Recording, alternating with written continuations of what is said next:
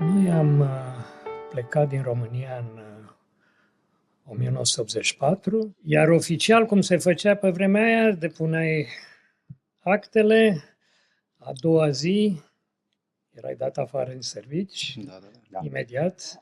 Am aplicat la, nu o să uit, 102 universități. Wow. Când vorbeam de Israel, venit în America, noi am mai făcut un detour prin Germania. Am intrat în casă, s-a uitat. Ce mai e pe acolo? Și a zis, ce castofon frumos aveți dumneavoastră aici. Eu am înțeles imediat despre ce-i vorba. Sigur, n-ați vrea... Unde e Ce România? interesant, unde e România. Da. Nadia Comăneci, Ceaușescu, Dracula. Dracula, toată lumea. Bun venit la un nou episod al podcastului Tărâmul Făgăduinței, un podcast cu și despre românii din America. Eu sunt Radu și împreună cu Edi vă invităm la un nou episod, iar în această zi avem invitați pe Cristina și Mircea Drăghicescu. Bun venit la podcastul nostru. Mulțumim. Mulțumim. Să trecem la subiect atunci. Sigur. De unde sunteți și când ați venit în America? Eu? Noi suntem amândoi din București, născuți, crescuți în București, născuți, crescuți pe aceeași stradă din București. Serios? Wow! Dar nu ne cunoșteam. Dar nu ne cunoșteam pe vremea aia, era o stradă mai mică, care era tăiată de o stradă mai mare, cu tramvaie și eram de părțile opuse ale străzii mici, drept care nu ne-am cunoscut decât mult mai târziu. Interesant. Da, strada Sfântul Ion Nou din București, care nu mai există, deoarece era prin spatele unde e magazinul Unirea și când s-a dărâmat totul pe acolo, a dispărut și strada. Pe vremea aia ambasada era acolo? Ambasada Americii? Era în spate la Intercontinental? În spate la Intercontinental. Deci acolo a fost întotdeauna. Da. Eu eram mai... Asta nu era departe, cam 10 minute pe jos. Am înțeles. Și în ce an ați venit în America? Păi, noi am plecat din România în 1984 și ne-a trebuit un an în care am umblat de colo-colo și în 85 am ajuns în America. N-a fost ușor, după cum vă imaginați. Da. Nici plecatul n-a fost ușor, nici ajunsul în America n-a fost ușor. Cum au fost formalitățile ca să ajungeți aici? Pentru că pe vremea respectivă era cam greu, nici pașapoarte nu aveam. Cum ați reușit? Deci noi am avut această portiță de scăpare, deoarece noi fiind evrei, mama era evreică, părinții lui Cristina, deci pe vremea aia era o excepție, se făcea pentru evrei care vor să plece în Israel, pentru nemții care vor să plece în Germania. Și excepția era, cum am aflat și noi mai târziu, deoarece cineva plătea pentru fiecare... Erau niște acorduri financiare. Așa, și banii se duceau direct la neanicul în contul lui din Elveția. În bisterie. Așa se spune. Noi nu știm asta, dar foarte plauzibil. Deci asta a fost portița noastră de scăpare. Și cum se făcea pe vremea aia, declarai că vrei să pleci, formularele mici. Depuneai formularele mici și pe urmă așteptai stăteai. formularele mari care puteai să stai oricât. Erau oameni care... Sau ani de zile. Noi am avut noroc. Am avut noroc, am stat numai 2 ani. Numai 2 ani. Haideți să revenim puțin la începutul acestei întrebări. Care este de fapt ce te-a determinat să pleci din România? A fost, eu știu, o decizie din spirit de aventură? conflict cu autoritățile, neintegrat social? Ați crezut că este mai bine să plecați din România? Ce v-a determinat? Vrei să încep? Să începi?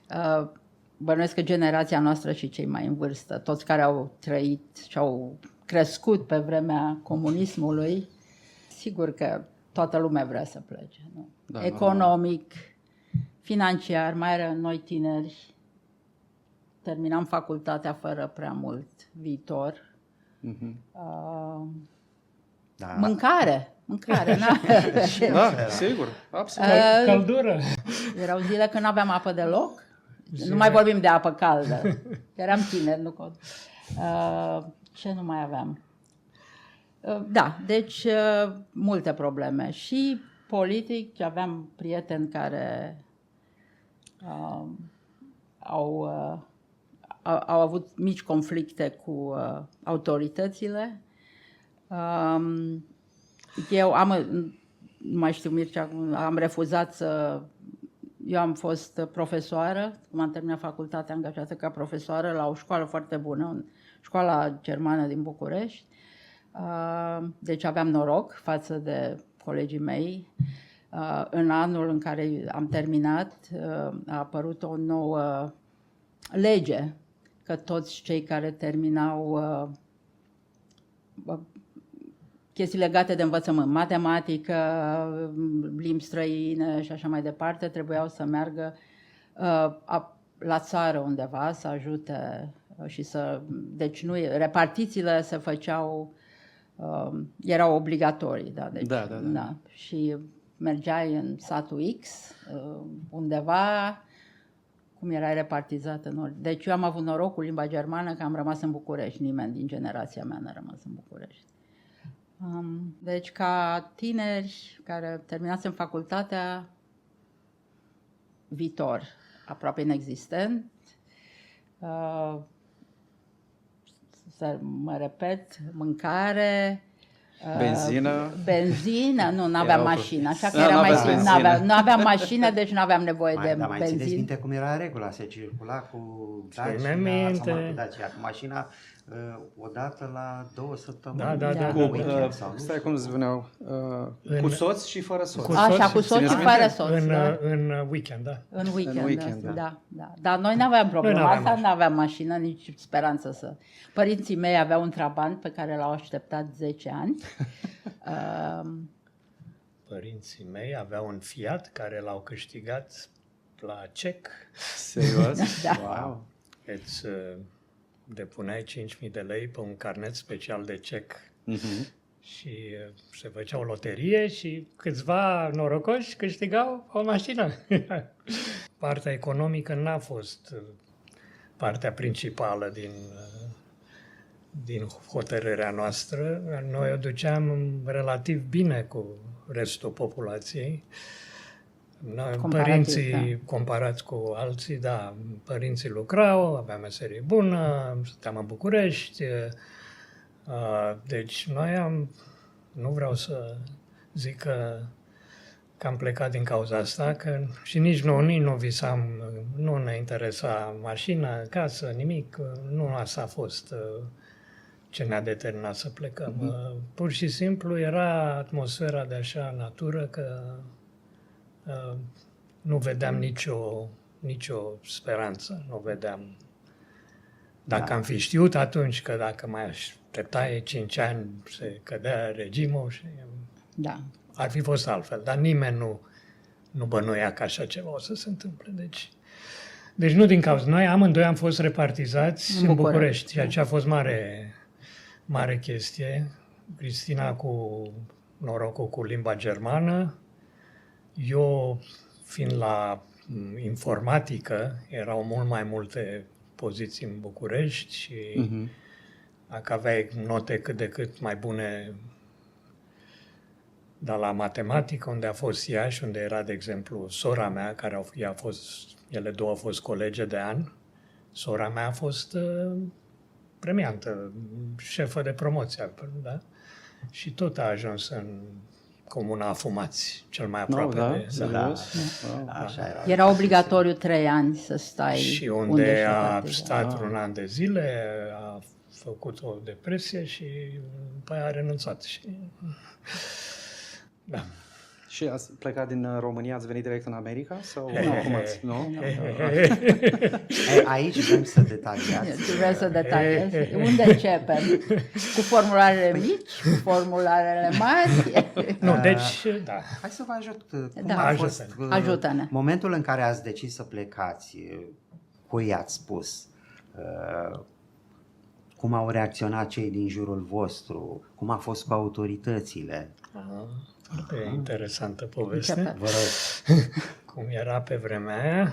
Oficial, bine, ce am vorbit noi cu familia, familia a văzut că noi nu suntem fericiți, până la urmă, S-au obișnuit cu gândul repede? s-au obișnuit cu gândul, n-a fost ușor pentru ei și dacă avem vreun regret, da, că nu prea ne-am gândit mai mult la noi decât la familie când am Așa, și exemplu meu, hotărât la fel. chestia asta. Ei au suferit și ei din diverse feluri. Iar oficial, cum se făcea pe vremea aia, depuneai actele, a doua zi erai dat afară în servici, Da. imediat.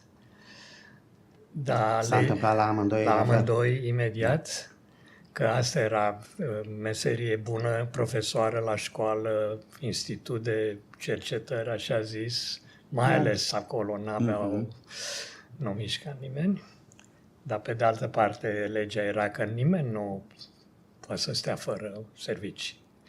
Deci cum se făcea, te repartizau în altă În parte. altă parte, da. Pe mine m-au repartizat la, nu știu ce, fabrică în Brăila.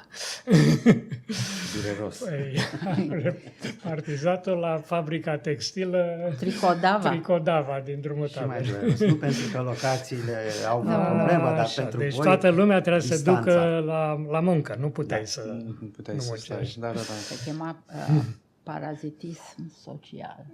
Deveneai parazit social în momentul în care nu Da, lucrai. definițiile găsite de autorități la vremea respectivă erau Da. înrobitoare. Da, așa era. Plimbai în mijlocul zilei pe stradă, putea să te oprească miliția, să te întrebe de ce nu ești la muncă.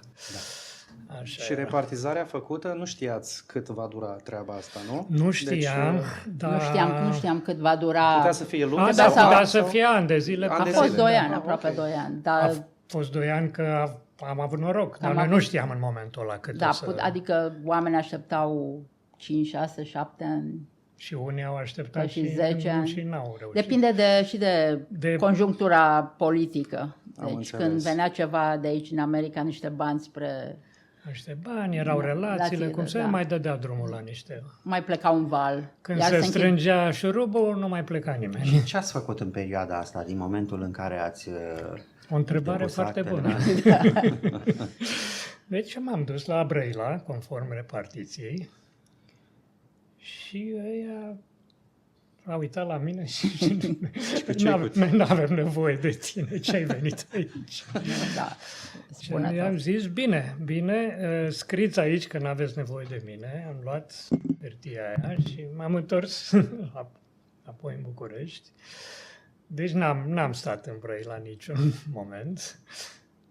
Tu te-ai dus Cristina? la Tricodava, tot așa? Nu m-am dus la Tricodava, dar pe vremea aceea funcționau relațiile și țigările și cafeaua și așa mai pilele departe. și- Pilele. Și bunicul meu lucra la un institut care avea un birou de traducători și eu vorbeam engleză, germană, chiar puțină franceză și a reușit să mă angajeze acolo. Deci am fost la Tricodava câteva zile și pe urmă mi-a făcut un fel de cerere, în fine, cu pile, cu țigări, cu cafea și așa mai departe. Am lucrat la acest birou de traducători, unde era absolut clar că n-au nevoie nici de traducători, nici de... Și ce am învățat din prima zi, erau încă 3, aveam 3 colege, eu eram cea mai tânără, bineînțeles. Deci am venit la așa zisul training, nu mai știu cum se chema în România, și a zis, cel mai important este decorul. Și am întrebat, ce este decorul? Voi știți ce este decorul? Nu știți ce? Mircea, probabil că știi. Eu știu deci, bine. tu știi ce e decorul. Deci veneai de dimineață și puneai, așa zis, cartea sau articolele care trebuiau traduse, le puneai frumos acolo și aveai creionul și hârtia și scriei câteva rânduri și pe urmă se făcea cafeaua, stăteam de vorbă și când venea șeful, decorul era, ce faceți fetelor? Păi uite, și pe urmă a doua zi trebuia să treci la pagina următoare. Nimeni nu s-a uitat vreodată la ce am lucrat, ce am tradus, niciodată cât am fost eu acolo, nu știu, un an sau mai bine de un an.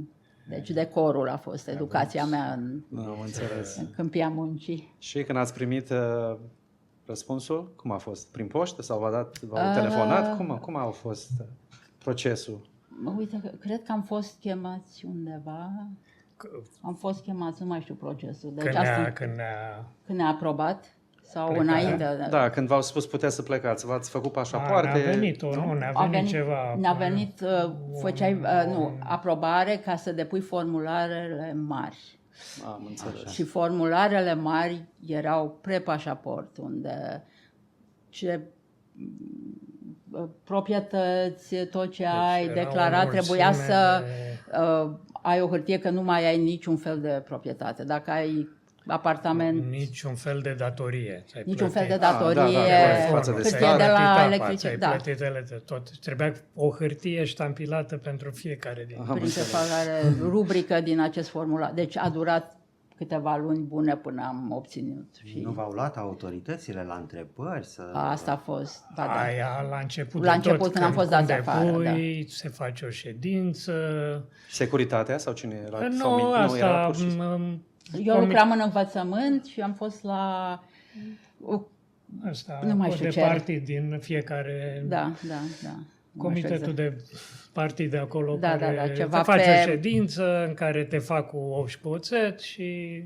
Dar toată lumea... Dar nu v-au chemat la securitate ca să... Nu, la securitate aia a fost... Nu ne-au chemat la securitate,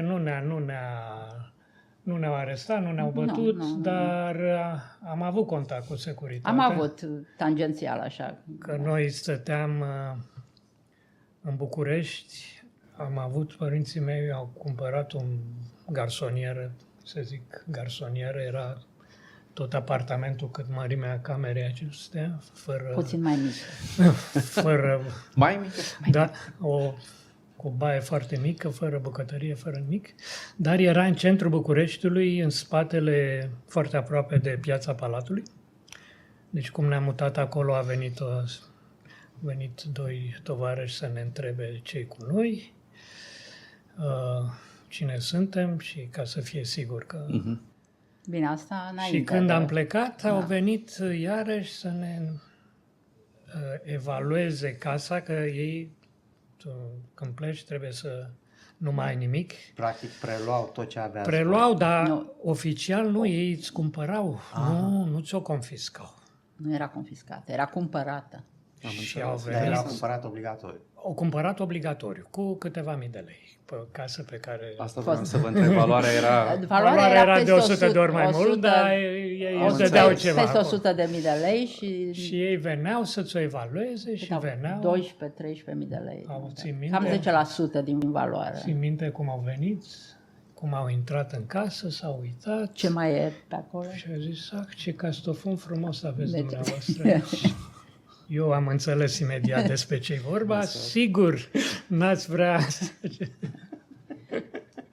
Nu știu dacă am obținut 1000 de lei în plus pe chestia asta, dar... Dar cred că totuși hârtiile au mers. Nu s-a mai blocat nimic după asta, totul a mers repede. Deci au luat castofonul. Deci așa se făcea evaluarea. Ne-au cumpărat casa și după aia n-aveam nimic în casă, n-aveam mobilă, ne stăteam pe niște scaune pliante și pe o masă pliantă și aveam un aragaz de camping în balcon. Asta era. Și după aceea am putut să facem cererea de pașaport, deci formularele mari, După ce s-au aprobat toate astea, ne-am dus și am făcut cerere de pașaport, unde am avut opțiunea să renunțăm sau să nu renunțăm la cetățenie. Și am fost inspirați și n-am renunțat la cetățenie. Am primit un pașaport de cetățean român stabilit în străinătate. Un pașaport Albastru, așa, da. nu albastru. Era albastru, ba da. Ăla maro era, nu contează. Nu contează. Bine, cam asta a fost. Pe scurt, foarte pe scurt. Numai 2 ani. voi 2 ați plecat. Numai Noi doi să- n-aveam pe vremea aia, n-aveam copii, n-aveam pe nimeni. Și unde ați ajuns în Israel? Deci în Israel e avionul, ai biletul plătit, aterizezi la Tel Aviv, cum ajungi acolo, ești luat deoparte, Asta e în 1984, să ți se precizăm. ia Nu știm dacă se pașaportul mai... imediat de către securitatea izraeliană și pe noi ne-au pus într-un autobuz, Nu, era un taxi. Un mic, În fine. un mic, da. nu un contează. microbuz ceva, ne-au trimis în deșert, în sudul țării, orașul Beersheva, în plin deșert, unde ne-au dat tot așa o cameră. Nu, adică am avut... Nu, ei făceau corect ce se face, dar n-aveam, prima lor grijă era să nu aterizăm de acolo și să plecăm imediat în altă parte. Am înțeles. Că ei, după aia am aflat, ei ne-au plătit biletul de avion, ne-au plătit răscumpărarea asta ca să putem să plecăm și multe alte chestii. Adică ne-au dat... Noi n-am văzut banii ăștia, dar... Ne-au dat locul, adică ăsta de stat, cum se Ne-au dat zice, camera de Ulpan, stat, se chema, da. Ulpan, Era și școală, ne-au- deci Și era ești, ca un... ce să zic, trebuie să stai acolo... Un lagăr, se chema lagăr. Ca un lagăr de refugiați, Da. stai acolo, îți dădeau... Era ceva temporar până vă găsiți Da, asta muncă era sau și- vă făceau era altceva? destul de Da. bine pus la punct. La Noi fel trebuia era să și stăm cu acolo. Germania. Da, exact. Trebuia exact să stăm ca în acolo să Germania. învățăm limba. Asta era, de fapt, aveți, da. scopul. Am înțeles. Pentru noi a fost interesant, că nu mai văzusem deșert, eram... Camila venea la geam Am și... uitat afară, aveam gardul chiar lângă noi, pe partea elaltă a Venea gardului. Camila să pască, da. Era puțină iarbă la piciorul gardului, veneau cămilele din deșert. Nu mai văzusem așa ceva. Da, a fost interesant. Și după câți ani v-ați hotărât să vă mutați în America? Noi eram hotărâți. Nu eram hotărâți Cât înainte să plecăm. Da. Da. Ați stat în Israel 2 ani? ați spus? Un Nu, mai an. mult. Mai puțin, un an an. și ceva. Ați avut acolo rude, prieteni care v-au ajutat pe Am perioada cât avut ați Nu stat? ne-au ajutat nimeni, nu. Ne-au ajutat, că ne-au dat să... Păi, da, puțin ne-au Ne-au ajutat, să- e să adevărat. stăm Un la sfat ei. este... Da, nu. Rude care nu știam că Nu știam există. că există, ne-am trezit la aeroport. Oameni plecați din România mult înainte, care au rupt legăturile cu părinții noștri. Da. Dar după aia au aflat cumva că noi am ajuns acolo, ne-am găsit cu Da, ei e adevărat. și ne-au ajutat că am stat la ei, că eu n-am avut răbdare să stau să învăț limba și să... Și nici nu... Și aveam- pot să spun povestea cum... Deci eram într-un lagăr, se cheamă. Erau niște căsuțe foarte frumos, aveam o garsonieră mult mai bună ca a noastră în București, avea baie, bucătărie, foarte mulți români, chiar viața a fost plăcută, de fapt. Da, că n-aveam nimic. Eram tineri, da, 20 ceva de ani. Erau din toată lumea, dar erau și mulți români. Erau și mulți români.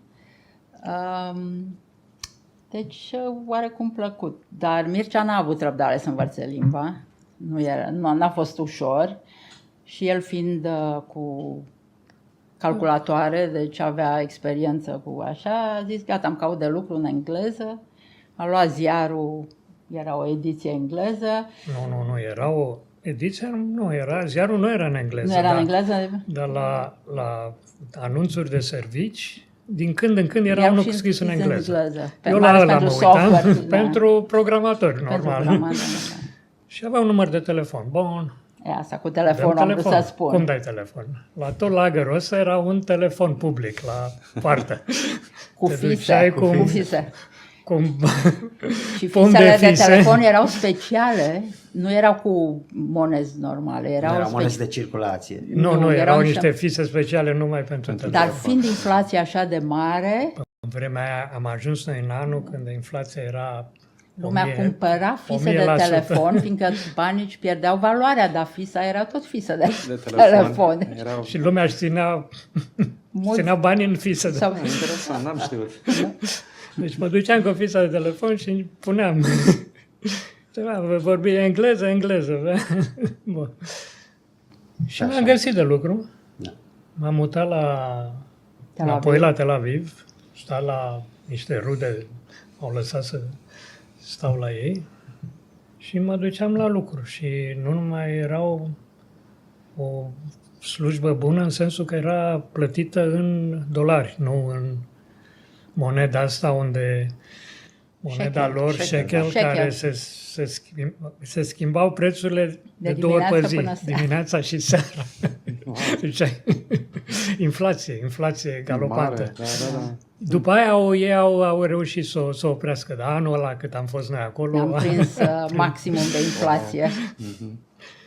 Și am strâns bani, munceam, nu cumpăram nimic, nu făceam nimic, strângeam că noi vrem să plecăm. Și Dar cum ați reușit să plecați în America? Pot să încep eu? Să spun? înceapă tu. Deci eu am făcut niște prostii în București, care părinții mei au suferit puțin. Mă duceam la ambasada americană, că în principiu era voie. Și am studiat cum e cu învățământul și aplicații de a merge la învățământ, la doctorat, de exemplu, în America. Și erau cărți, erau sistem, deci știam totul despre sistem. Mai împrumutam și cărți. Ambasada avea o secție specială Avea o pentru... bibliotecă, nu mergeam la ambasadă, deci era secția alături și aveai voie să mergi la bibliotecă. Și era pentru învățământ și studenți. Erau și pentru învățământ și studenți, nu pleca nimeni pe vremea aia din România la studii, bineînțeles, dar avea bibliotecă, deci puteai să te duci la bibliotecă să împrumuți cărți în engleză. Până venea... Asta înainte de neam, dar Asta când deja, eram în România, da. Dacă ai fost văzut la ambasadă, Da. Era cu problemă. cariera ta din România era Printre terminată. multe. Deci noi ne-am cam tăiat toate opțiunile. Deci asta a fost ideea care cocea atunci și după ce Mircea și-a găsit de lucru, care a fost destul de repede, eu am rămas în continuare acolo să învăț limba, că mă gândeam că nu putem să stăm 1 an, 2, 5, deci trebuie să învăț să-mi găsesc și eu de lucru. Și am început să ne pregătim să aplicăm la universități în America. Și deci trebuia să dăm un examen care se dă și azi de engleză, TOEFL. Era și atunci. Da, era și atunci, TOEFL. Examen de intrare, în fel de ăsta, GRE dădeam. GRE, care mai e și azi, deci dacă vrei să mergi la master sau la doctorat, că amândoi terminați, graduate school, trebuia să dai acest GRE și dacă sperai să capeți ceva ajutor financiar ca o bursă sau, n-a fost bursă, am lucrat. Trebuia să dai și GRE-ul de specialitate. Deci eu am făcut matematică, am dat GRE-ul, zice, am făcut foarte bine, n-ar fi acceptat școala, universitatea, dar dacă vrem să și lucrăm ca studenți, trebuia să dăm acest GRE de specialitate. Deci am dat toate astea la ambasadă în Tel Aviv. Toate costau bani, deci fără Mircea, dacă Mircea n-ar fi muncit, nu ne-am fi putut permite niciun Hai că fel. noi știm mulți care au ajuns în Israel, au vrut să plece de acolo, dar n-au reușit. A durat până Că au găsit de lucru. N-aveau da. bani, Deci meseria lui a fost de bază. de bază, da. Dar voi ați reușit să obțineți job în America înainte să plecați din Israel? Nu era job. Nu Asta era job, se chema pentru teaching assistant. bursă de... Bursă, teaching assistant Deci, viză de student cu drept, drept de lucrat în facultate. Deci noi am predat cât studiam. Predat, corectat, teaching assistant, deci ajutor de profesor. Da. Și unde ați ajuns aici? Din Israel? Ați aterizat în Portland sau nu? Nu? Să mai spun Câți ani ne-a trebuit până la ajuns? Nu, am aplicat la, nu o să uit, 102 universități. Wow. Și am aplicat așa și problema era că, printre altele, ca să vii la graduate school și mai ales dacă vrei și această bursă de lucru, îți trebuiau 3 scrisori de recomandare, în afară de examene. Examenele le dădusem, diploma o aveam copie ceva care au acceptat-o, notele, dar trebuiau 3 scrisori de recomandare de la profesorii din România. Deci noi am știut cumva, ne-a spus cineva din România, cred, că în americanii au chestia asta, dacă poți să faci cerere ca să vii aici ca imigrant, dar dacă cumva ești respins, din orice motiv, s-a terminat cu America. Nu mai pui piciorul în țara asta, nici ca turist, nici ca nimic. Și noi n-am făcut. Deci am știut să nu facem chestia asta. Și aveam portița asta cu viza de student, pe care am vrut să o folosim. Și am avut problema că trebuia să găsim o universitate să ne primească pe amândoi, la 2 departamente diferite, matematică și calculatoare. Și cu bani. Și cu bursa, fără scrisori de recomandare din România. Deci noi le trebuia să-l scriem la fiecare, o scrisoare lungă, explicam că noi nu putem să cerem scrisori de recomandare la profesorii din România care atât așteaptă să le... Deci, cu toate astea, deci de-aia trebuie să aplicăm la 100 de universități până am găsit una care... Mai găsisem vreo câteva care mă primeau pe mine, dar nu pe Cristina, sau pe Cristina, dar nu pe mine. Și în fine am găsit o universitate, Penn State, Pennsylvania State University, universitate mare din Pennsylvania, unde am avut și o pilă. Un coleg de-al nostru de la matematică din România, fost coleg, a ajuns, era un tip de ăsta genial la matematică, a ajuns profesor acolo. Fugit din România. Și noi îl cunoșteam de pe la olimpiadele din România, era cu câțiva ani mai tânăr ca mine. El fugise din România, a ajuns profesor aici, la Penn State și i-am scris și într-adevăr ne-a dat o recomandare la amândoi și am fost primiți amândoi și acolo am ajuns în America, la Penn State, unde am stat 5 ani. Făcut doctoratul amândoi. În matematică, în computer science. Dar asta nu era, noi lucram în paralel, că tip în Israel, asta era una din... Noi vreau să plecăm de acolo, din Israel. Lucram pe partea asta, dar am mai fost și la nu știu câte ambasade de acolo să cerem azil.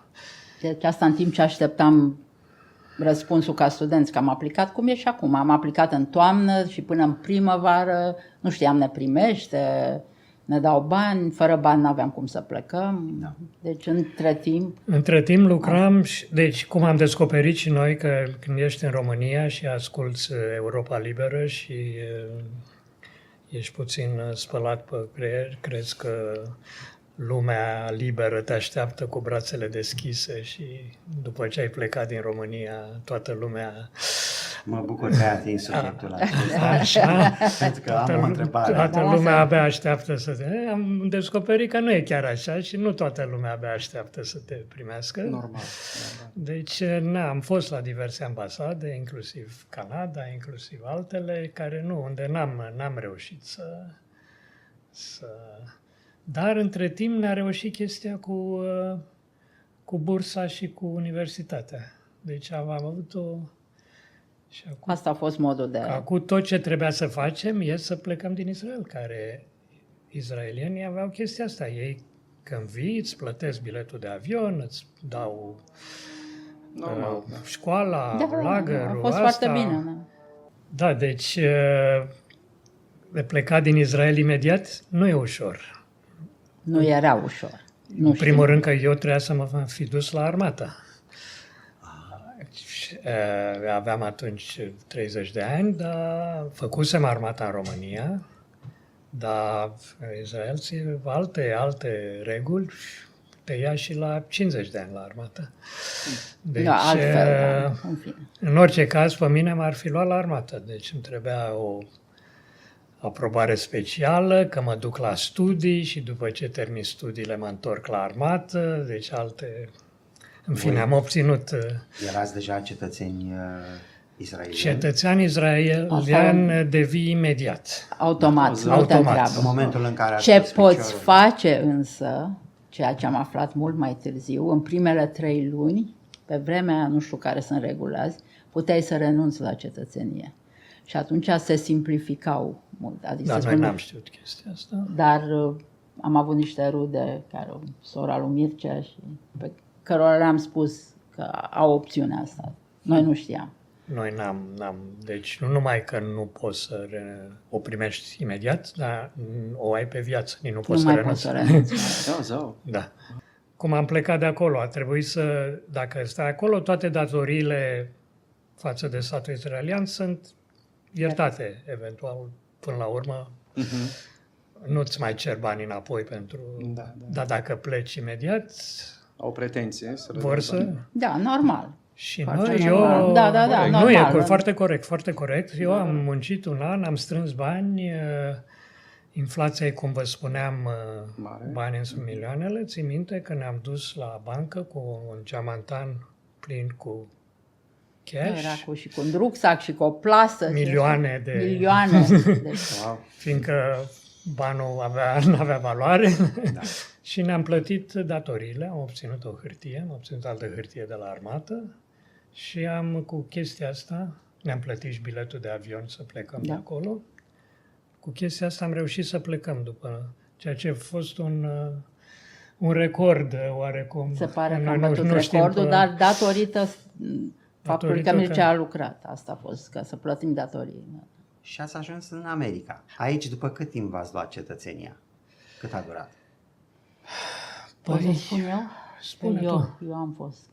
Zic, asta a fost contribuția ta. Contribuția mea. Deci am terminat facultatea, 5 ani.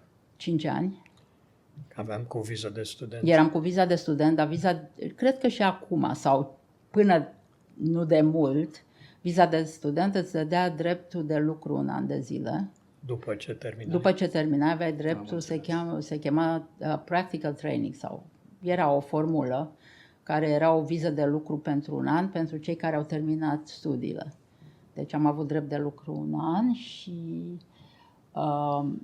speranța noastră era ca în anul ăsta să găsim un job mai permanent ca să putem să facem green card-ul. Deci primul servici a fost Mircea, care a lucrat la Boston, cum am ajuns aici. Deci Mircea a lucrat la Boston, eu încă mai lucram la doctorat și când am terminat în același timp, eu am terminat un semestru mai târziu. Între timp am avut și un copil, Paul, deci băiatul avea 3 ani aproape. Mircea lucra la Boston, eu încă eram la Penn State și continuam să ne căutăm de lucru, fiindcă slabe speranțe ca eu să găsesc în Boston la universitate, era o universitate mai mică. Și după, am stat 1 an la Boston, amândoi, și am găsit de lucru la primul job al meu adevărat ca profesor la University of Michigan în Ann Arbor, unde a venit și Mircea. Și pe vremea aceea, dacă doctorați și dacă cei care te angajau, mai ales mediul universitar sau un institut de cercetări, dacă spuneau că avem nevoie de această persoană fiindcă este specializată în avioane roz, să zicem, ceva foarte specific, atunci totul funcționa foarte repede și pe mine, imediat după ce m-au angajat, universitatea și o secretară foarte drăguță, îmi pare rău că nu mai, probabil că nu mai trăiește, a depus hârtiile imediat și am primit dreptul de lucru, green card-ul, practic, într-un mai puțin de 1 an. Pe această specială, viză specială. Așa era atunci. Între timp S-a schimbat, nu mai. mult mai greu acum. Da. Deci am primit Am primit viza green H card, și după aceea Era green. Aproape automat. aproape o formalitate. Da. Și când v-ați mutat pe coasta de vest? Păi stai că mai este. mai este, nu e așa simplu. Deci după aia, mult timp, ne căutam iarăși de lucru, Timp de 2 ani. că ea avea slujbă la Universitatea Michigan, dar eu la mine eu n-aveam post permanent, dar cum e obiceiul în universități, dacă un soțul sau soția e profesor, ei găsesc ceva temporar și pentru... Și dacă am fi fost în același departament, ar fi fost Ar mai fost simplu. mai simplu, dar fiind departamente, deci noi tot căutam și din Michigan, din Boston am mutat în Michigan, din Michigan ne-am mutat în Houston, în Texas, tot la altă universitate, ne-am stat și acolo 2 ani. Între timp am avut un copil. Și după toate chestiile astea, Am stat după 2 ani aveam de un Houston. profesor foarte care îi plăcea de noi, profesorul ei, care ne-a ajutat mult, ne-a găsit și postul ăsta din Houston și postul ăsta. Nu ne-a găsit postul. El a căpătat un mare contract de la guvern, a făcut un centru de cercetări speciale în Houston, care era legat de universitatea unde eram noi, University of Houston, și de Rice University. Deci el era directorul acestui centru și Ne-a angajat pe amândoi, practic. ne-a convins să venim și, de fapt, am lucrat la departament, dar eram și parte din Mircea, mai ales, era parte din acest centru de Dar după cercetare. aia el a vorbit cu noi, s-a uitat la noi, zic că, uite, e conferința asta în Oregon, ia du-te tu în Oregon și vezi dacă îți place pe acolo. Cred că o să-ți placă azi, cred că o să vă placă. Houston ăsta, Era el o era din conferință Texas. la Sun River, care e lângă Da. Știu, lângă Bend. lângă Bend și mai era primăvară și eu mi-am luat schiurile și m-am dus la Sun River și când am văzut cum e la Sun River am zis gata cu Texasul, nu mai am terminat cu Texasul. Și așa am ajuns aici. Și iarăși ne-am căutat de lucru, mi-am găsit de lucru. Eu nu mi-am găsit. Ea nu și-a găsit de lucru, pe aia după un timp a găsit și ea de lucru și am zis că Houston nu e totuși, Ne-a plăcut foarte mult aici. mi-a plăcut. Până la urmă v-ați lipit de Mount Hood. Ne-am lipit de Mount Hood. Da. Mount Hood a fost ce ne-a determinat. Noi schiam, cred. ne mergeam pe munte în România, schiam în România, deci Pe Mount Hood se schia vara, singurul loc din America. ne-a lipsit asta și în Israel și în... Pe vremea când era zăpadă și vară. Pe vremea când era Acum nu zăpadă e. și vara. Exact, Da, când ne-am da. mutat noi era zăpadă Mai și mergeți la schi? O, da. O, Da? Foarte frumos. Foarte frumos. Asta când te mușcă... E boală grea. E boală nu foarte mai grea. scapi, nu mai Boală scapi. foarte grea. Am și lucrat ca instructor de schi ani de zile. Că aici am aflat că schiul de fapt e un sport pentru oameni bogați, nu e pentru În toată fine, lumea. În România nu era așa, da. Nu, schiul cum făceam noi, vreau să mergem Da, în fiecare schiul, săptămână. Când mergi și cu copii și cu asta, când am văzut noi cât costă, am zis nu era de merge, noi. dar dacă Dar ne asta e facem, soluția. ne Am găsit facem soluții. instructori, ne schiam pe gratis și copiii schiază pe gratis. Română de scurcăreți. Rămână-i de scurcăreți. Pot să vă întreb acum, Sigur. voi ați trăit o perioadă delungată în România, mai scurtă în Israel și acum sunteți în America. V-ați gândit să faceți așa o comparație între cele 3 locații? Să ziceți, domne, poate că era mai bine dacă rămâneam în Israel. Ba nu e mai bine aici în America. Sau poate mai bine nu plecam niciodată din România. Ce ziceți?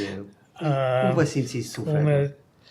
Deci eu așa, de filozofic vorbind, nu am obiceiul să mă uit în trecut și să petrec mult timp gândindu-mă ce ar fi fost, dacă ar fi fost și n-ar fi fost. Și asta e una la mână. A doua la mână, noi știm că orice loc are lucruri bune și lucruri proaste, deci trebuie să-l iei ca un package. În Israel țin minte că mâncarea era mai bună ca aici. Mâncarea extraordinară. Da. Și poate și alte chestii. Da. În România avem și amintiri plăcute din România, cu toată mizeria care... Era. Da.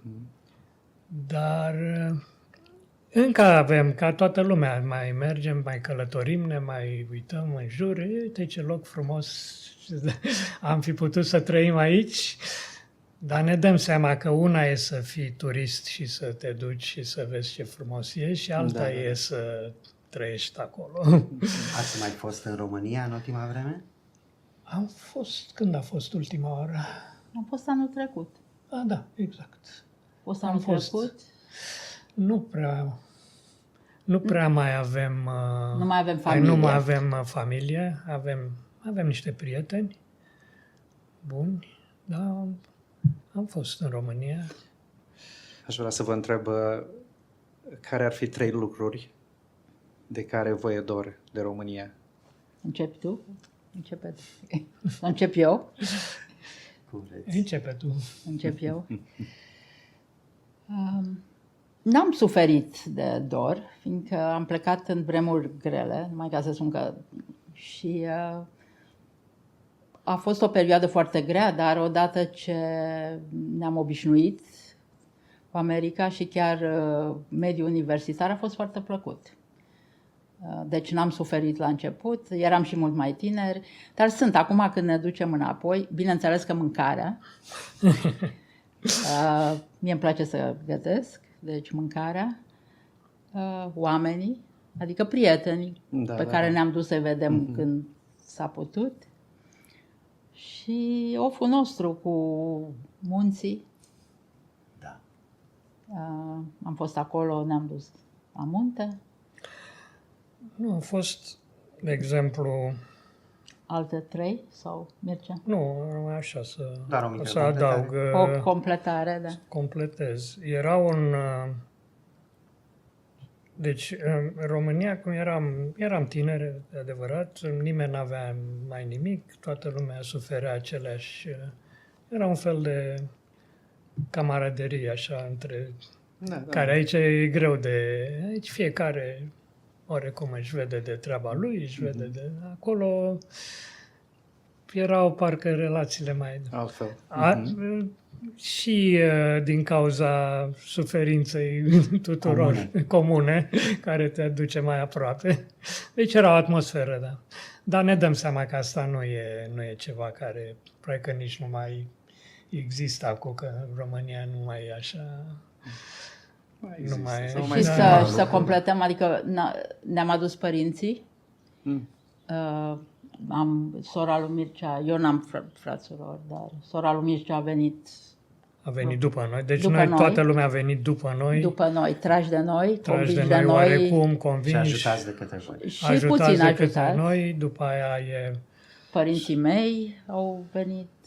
Sora mea e căsătorită cu un american, deci o duc bine. Este aici, în Northwest? Sau? Nu, e în California. În California. Da. Părinții, deci ambii părinți, toți părinții au venit până la urmă, când s-a putut mai ușor. Asta după Revoluție sau înainte? Părinții mei după Revoluție. Ai mei înainte de Revoluție, da, aia e o poveste foarte lungă și separată. Am sărit și nu vreau să mă duc înapoi, dar când vorbeam de Israel, venit în America, noi am mai făcut un detour prin Germania, unde... Ați avut o cale lungă. O cale foarte lungă. Da. Deci, am ocolit, da. Puteam să rămânem în Germania, că noi la un moment dat am avut și pașaport german. Dar am hotărât că nu vrem să stăm Deci părinții acolo. mei n-au venit direct aici, s-au dus în Germania. Părinții mei și aveau dreptate la vreo, au zis că noi în Israel nu mergem, dar nici fără voi nu stăm. Deci atunci ce să facem?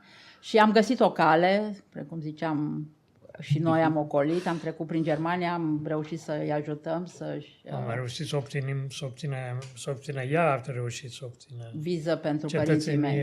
Adică germană.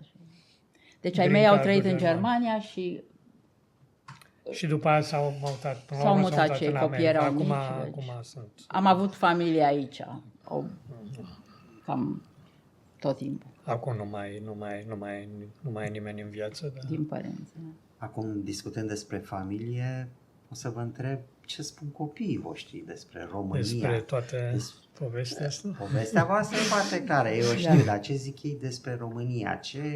Ce mai știu ei despre România? Se duc pe acolo? Au fost pe acolo?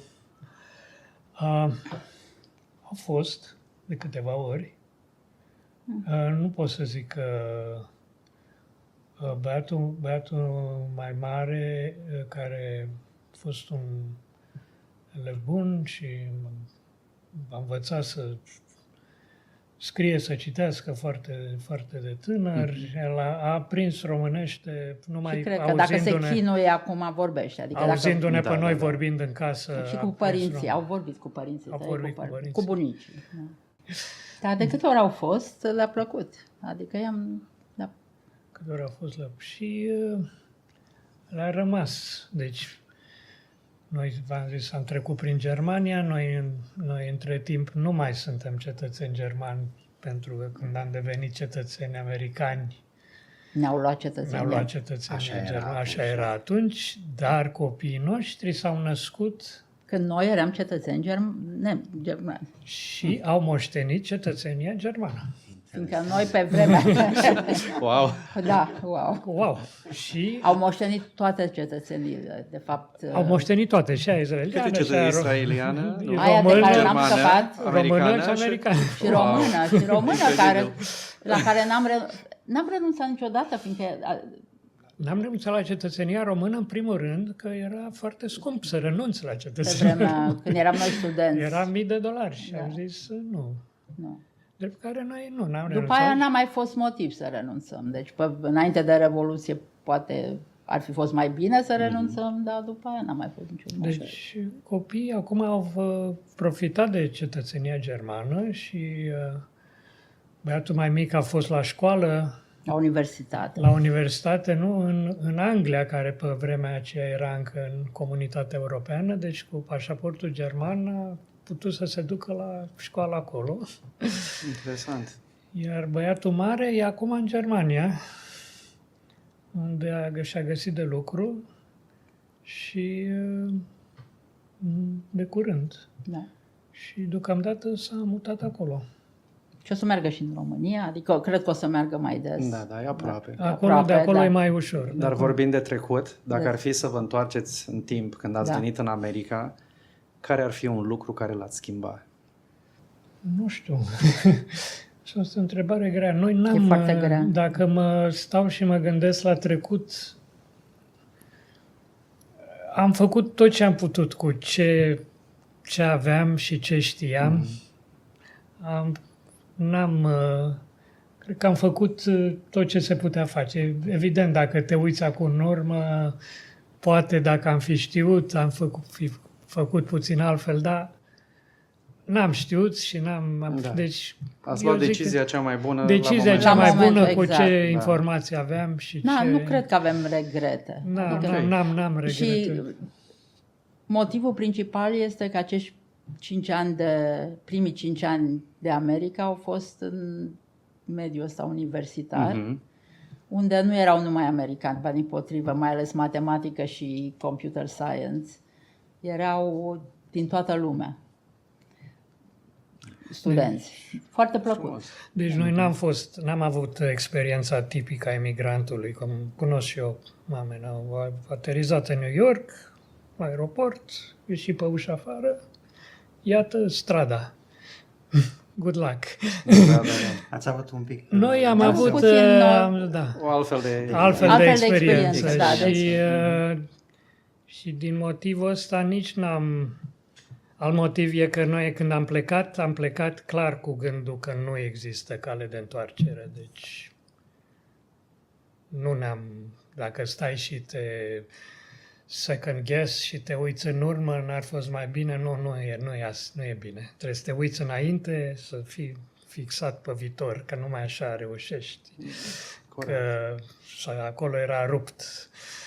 Da. Nu mai era Bine, era și altfel situația politică în anii 80. Bineînțeles. Păi exact, din cauza asta. Da. Contrastul ăsta uriaș între cum erau magazinele sau viața în România și după aia v-ați trezit în America. Cred că a fost un șoc cultural. A fost un șoc, că da, când ne-am dat seama că e mâncare până și iarna.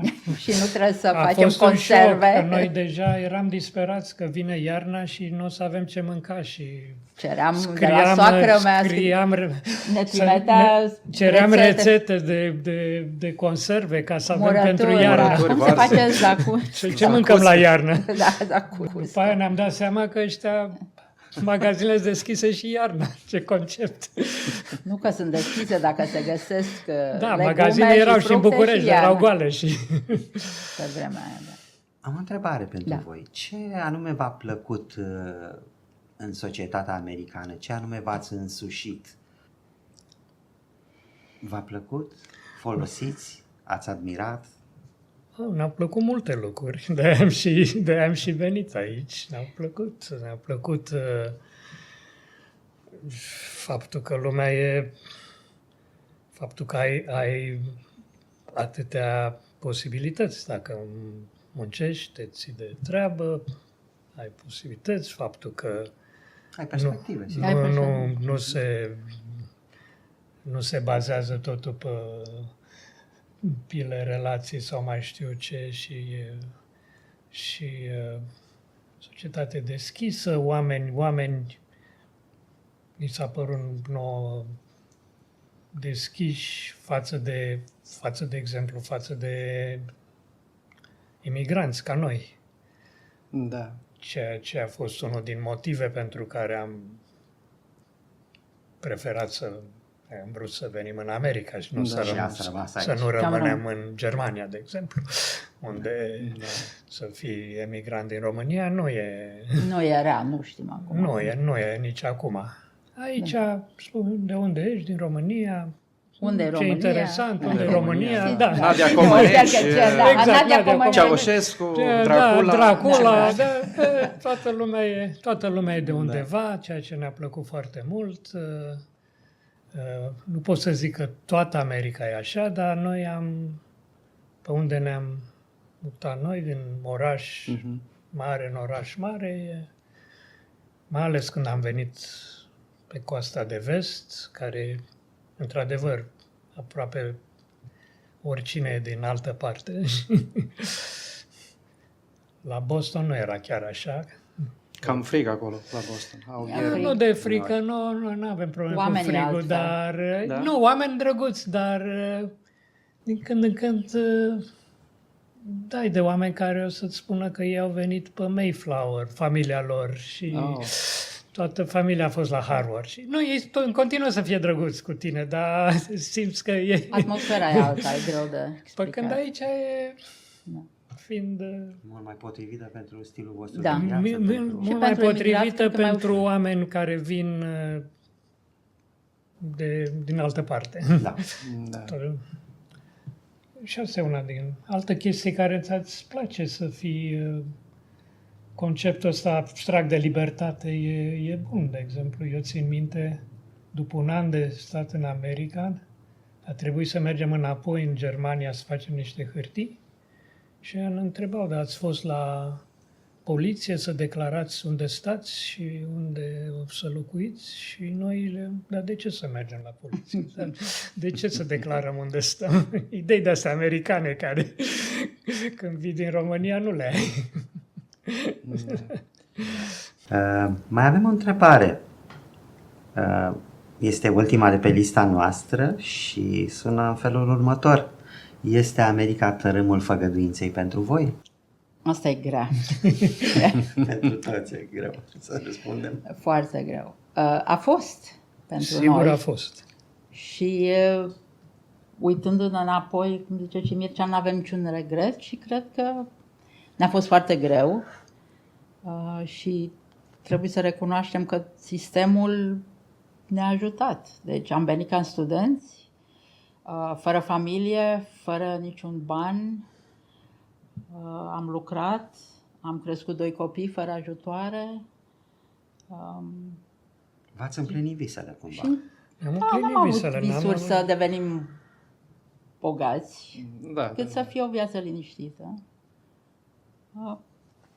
Deci da, probabil din că punctul da. ăsta de vedere a fost... Da, da.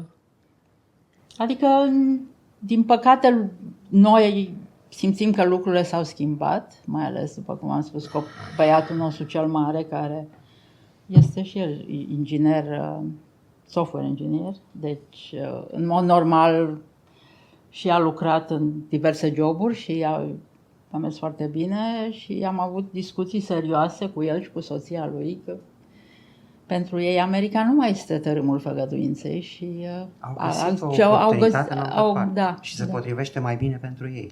Se potrivește în momentul de față, exact. Nu știm, e la început, dar niciodată nu ne-am fi închipuit că copiii noștri vor căuta ceva în altă parte și nu aici, niciodată. Și noi am făcut năzbâtia asta, am plecat de lângă părinți. La vremea Da, asta. da. Și am zis, am ajuns aici, noroc cu copiilor noștri, că nu trebuie să plece nicăieri. Și bine, unul e aici încă, n-a plecat, dar da. Da, deci lucrurile s-au schimbat. Noi acum, pe vremea aia, sigur, nimeni nu-și dă seama, dar am ajuns aici când America oarecum era în vârf. Și lucrurile vorbesc după 9/11, după aia, după Da, aia s-au schimbat. Lucrurile s-au schimbat. Lucruri S-au și schimbat. acum Deci mă s-au- gândesc acum și să vii acum, ca de student, exemplu, aproape imposibil. După S-au cum schimbat știți, multe da. lucruri, așa e. Și nouă, să spun, nu ne place ce se întâmplă în America acum. Bine, dar asta e alt Asta subiect, nu e subiect, pentru... altă. Da. Da. Deci, da, Da. complicat. Vrem să vă mulțumim că ați acceptat invitația noastră. Sigur. Și ne bucurăm că să auzim povestea, toată experiența prin care ați trecut. Mulțumim pentru detaliile fascinante. Well, Da, să sperăm mi-a că nu făcut prea plăcere multe. dacă aveți vreo... Tranziția voastră din Noi România asta- către America este uimitoare. Asta a fost numai o, cum Da, să zic, 10%, un rezumat. vreau Un să- rezumat. Sunt convins. Povestea adevărată are mult mai Mult mai multe, lungă, da. mult mai multe întorsături Da. și... Da, mulțumim frumos. Și noi mulțumim că ne-ați invitat. Da? Cu multă plăcere. Mulțumim celor care ne-au urmărit la acest episod din podcastul Tărâmul Făgăduinței și vă așteptăm la o ediție următoare. Numai bine! La revedere! La revedere!